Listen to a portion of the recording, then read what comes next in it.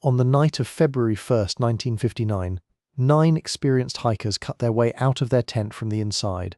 In the dark, in a blizzard, in the northern Ural Mountains of the Soviet Union, the temperature was minus 30 degrees Celsius. They were not wearing shoes. Some were not wearing pants. They ran downhill 1,500 meters from the tent into the tree line. They never went back. Search parties found the tent 26 days later on February 26th. It was partially collapsed, covered in snow, and slashed open from the inside. The hikers' boots, coats, and survival gear were still inside. Whatever made them leave, they considered staying in the tent more dangerous than running into a blizzard at minus 30 in their underwear. The bodies were found over the next 4 months. 2 were at the edge of the tree line, beside the remains of a small fire, wearing almost nothing. 3 were found between the fire and the tent, in positions suggesting they were trying to walk back. 4 more were found in May, after the snow melted, in a ravine 75 meters from the fire, buried under 4 meters of snow. The injuries were the part that made the case legendary.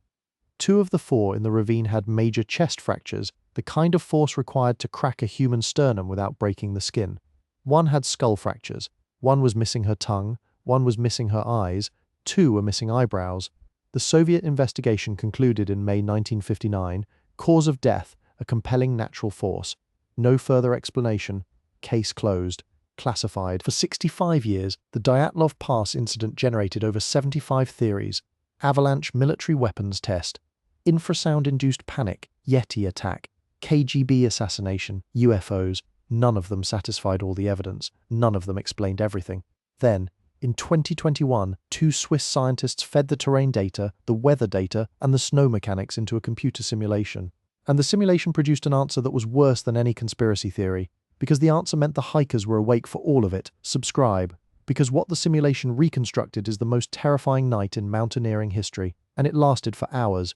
The avalanche theory had been proposed and rejected multiple times since 1959. The reasons for rejection were specific and seemed conclusive. First, the slope. The tent was pitched on a slope of roughly 23 to 28 degrees. Standard avalanche terrain is 30 to 45 degrees. The slope was too gentle. Avalanches do not typically release on terrain that shallow. Second, the evidence. There were no visible avalanche debris fields around the tent, no run-out zone, no deposited snow blocks. The search party arrived 26 days later and saw no signs of an avalanche. Third, the injuries. Avalanches crush people. They bury them. The injuries found on the 4 bodies in the ravine, chest fractures without external wounds, were inconsistent with typical avalanche trauma. Avalanches produce diffuse compression injuries across the whole body. These injuries were localized, specific, as if something had hit them in the chest with enormous force from a specific direction. Fourth, the tent. If an avalanche had hit the tent, it would have been buried or swept downhill. The tent was still partially standing, still anchored, still containing the hiker's gear. An avalanche powerful enough to fracture a sternum should have destroyed the tent. It did not. Every investigator who proposed an avalanche ran into these 4 objections. Every investigator who proposed something else ran into the fact that no other natural force explained why 9 experienced hikers would cut their tent open from the inside and run into a lethal blizzard without shoes. For 62 years, the mystery persisted because no theory could satisfy all the evidence simultaneously. The slope was too gentle for an avalanche. The injuries were too specific for an avalanche. The tent was too intact for an avalanche. But nothing else explained the panic. In January 2021, Johann Gaum, head of the Snow and Avalanche Simulation Laboratory at EPFL in Switzerland, and Alexander Puzrin, professor of geotechnical engineering at ETH Zurich, published a study in Communications Earth and Environment, a nature journal, that addressed every objection simultaneously. Their tool was a computer simulation, specifically a material point method model that simulated the behavior of snow terrain and the human body under the exact conditions present at Dyatlov Pass on the night of February 1st, 1959. The simulation used 2 unconventional data sources. The first was General Motors car crash test data. The biomechanical thresholds for human chest fracture, specifically the Generelli-Thibault injury criteria developed from automobile impact testing, were programmed into the model to determine what force was needed to produce the injuries found on the bodies. The second was the snow simulation code developed by Disney Animation Studios for the movie Frozen. Gaum had previously collaborated with Disney to improve the physics of computer-animated snow. The same code that made Elsa's snow behave realistically was adapted to model real avalanche mechanics on a real Russian mountainside. If you have made it this far, subscribe. Because what the model produced solved every objection that had blocked the avalanche theory for 62 years. The slope. Standard avalanche models require 30 degrees or steeper, but Gorman-Puzrin's model showed that a specific type of avalanche, a slab avalanche, could release on the 23 to 28 degree slope at Dyatlov Pass under specific conditions. The hikers had cut into the slope to create a flat platform for their tent. That cut removed the structural support from the snow layer above. The wind deposited additional snow on the slope throughout the evening, and several hours after the tent was pitched, the accumulated weight exceeded the snow's sheer strength. The slab released, the delay. This was the critical insight. The avalanche did not happen when they set up the tent. It happened hours later, after additional wind-deposited snow loaded the slope past its breaking point. The hikers were asleep.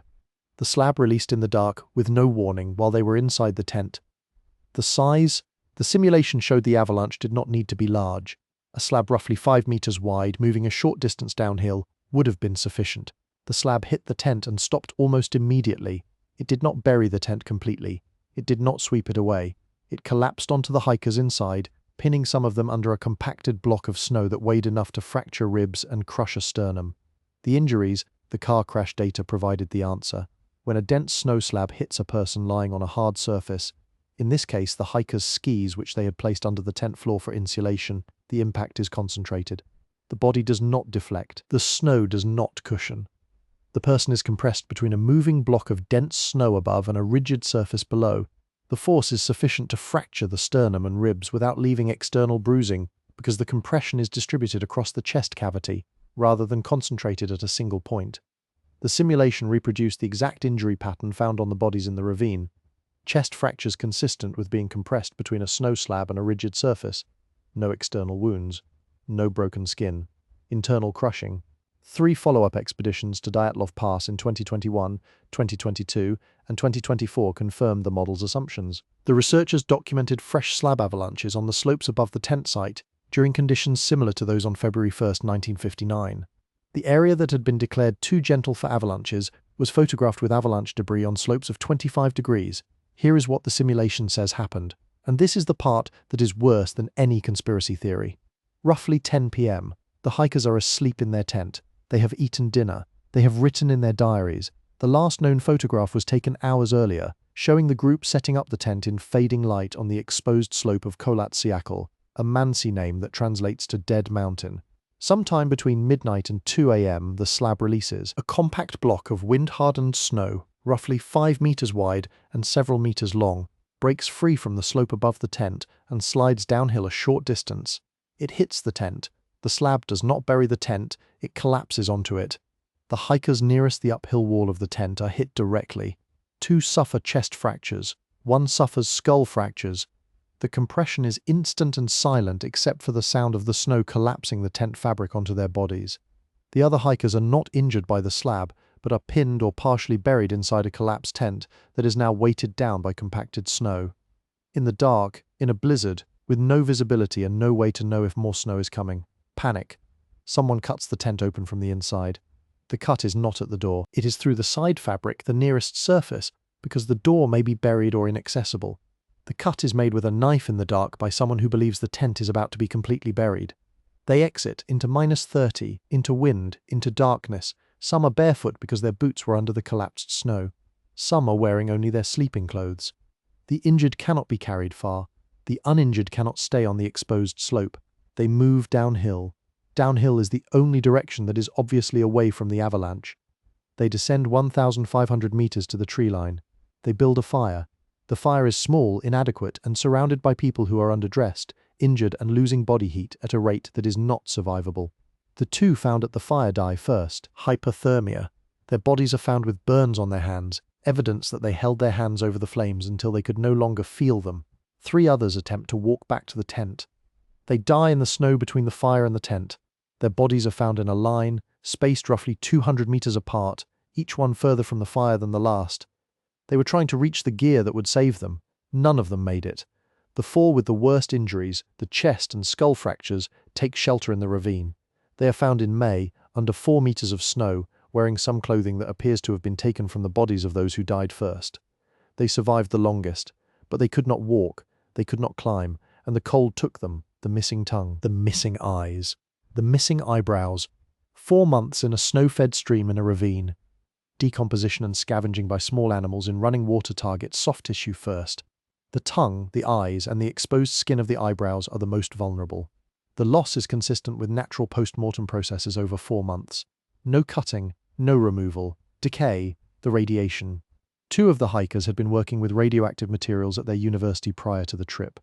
The trace radiation found on their clothing was consistent with occupational exposure, not weapons testing. Every piece of evidence. Explained.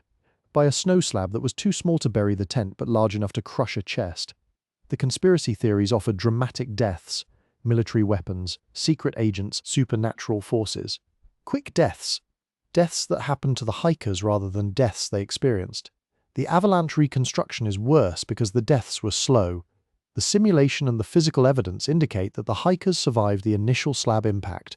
The injured were alive. The uninjured were mobile. They made decisions. They built a fire. They took clothing from the dead to give to the living. They attempted to walk back to the tent for their boots and coats. They were rational. They were trained. They were experienced mountaineers making correct survival decisions under impossible conditions, and every correct decision failed because the conditions were not survivable without the equipment they had left in the tent. The fire was too small. The clothing was too little. The distance to the tent was too far for injured people in a blizzard, and the temperature was too cold for any of it to matter. They died over hours, not minutes. Hours. In the dark. In the cold. Knowing exactly what was happening. Knowing that their boots were in the tent 5,500 meters uphill. Knowing that the fire was not enough. Knowing that the 3 who went back toward the tent were not coming back. The mystery was always about the strangeness of the evidence. The tent cut from the inside. The missing clothing. The radiation. The missing tongue. The chest fractures without external wounds. Every anomaly generated a theory. Every theory generated a counter-theory. The mystery grew because the evidence seemed to require an extraordinary explanation. The simulation showed that no extraordinary explanation was needed. A small, delayed slab avalanche of a type that had not been modeled before, on a slope that was slightly gentler than standard avalanche terrain, hitting a tent that was pitched on skis that acted as a rigid impact surface, producing chest injuries consistent with automotive crash data, followed by irrational evacuation into unsurvivable conditions. No weapons, no agents, no Yeti, no aliens. 9 people hit by a small avalanche that should not have happened on a slope that should have been safe, and then hours of dying in the cold because the avalanche took just enough to make survival impossible. The conspiracy theories were comforting because they implied a cause beyond the hikers' control. Something did this to them. The avalanche reconstruction is worse because it implies the opposite. Nothing did this to them. The mountain did what mountains do. The snow did what snow does. And 9 experienced people made every correct decision and died anyway because correct decisions do not override physics at -30 degrees without boots. The researchers were careful. Lead author Johann Gomes stated it plainly. We do not claim to have solved the Dyatlov Pass mystery, as no one survived to tell the story. But we show the plausibility of the avalanche hypothesis for the first time. Plausibility, not certainty. The distinction matters because the simulation is a model, not a time machine. The model shows that a slab avalanche could have occurred under the specific conditions present that night. It shows that the resulting injuries would match the forensic evidence. It shows that the evacuation pattern, the fire, the attempted return, the ravine, all of it is consistent with a rational response to an avalanche event. 3 expeditions to the site confirmed that avalanches occur on those slopes. Fresh slab avalanches were photographed at 25 degrees during conditions matching February 1st, 1959. The area that was declared avalanche-free for 62 years was proven to be avalanche-prone by direct observation. The mountain was never safe. The slope was never too gentle. The conditions were never impossible. The answer was always there, in the snow, on the slope, above the tent. It just took 62 years and a simulation powered by car crash data and Disney animation code to prove it. 9 people. 1 tent, 1 small avalanche, 1 night at -30 degrees. Hours of correct decisions that could not overcome the loss of boots and coats, and 65 years of theories that were more dramatic and less horrifying than the truth. The truth is that the mountain did not attack them. The mountain did not even notice them. The snow accumulated. The slab released. The tent collapsed. And 9 people who had done nothing wrong, who had made no navigational errors, who had pitched their tent on a slope that looked safe, spent the last hours of their lives making rational decisions in conditions where no decision could save them. That is worse than a Yeti. That is worse than a weapons test. That is worse than any conspiracy theory. because a conspiracy implies intent. Intent implies a reason, and the Dyatlov Pass incident had no reason. It had snow, it had wind, it had gravity, and it had 9 people who happened to be in the wrong place when the physics ran out of patience. A slab avalanche on a slope too gentle for standard models, chest fractures consistent with car crash data, an evacuation into -30 without boots, a fire that was not enough, 3 who tried to walk back and died in the snow, 4 who survived the longest in a ravine with injuries that should have killed them hours earlier, and a simulation powered by Disney's Frozen code that showed the mountain was never safe. The Dyatlov Pass mystery was not solved by finding something extraordinary. It was solved by proving that something ordinary, a small avalanche on a gentle slope, was enough to kill 9 experienced people who did everything right. That is the part that is far worse than anyone thought. Not the cause, the helplessness. 9 people. Every correct decision. No chance. Drop a comment. Does the avalanche explanation satisfy you? Or do you still believe the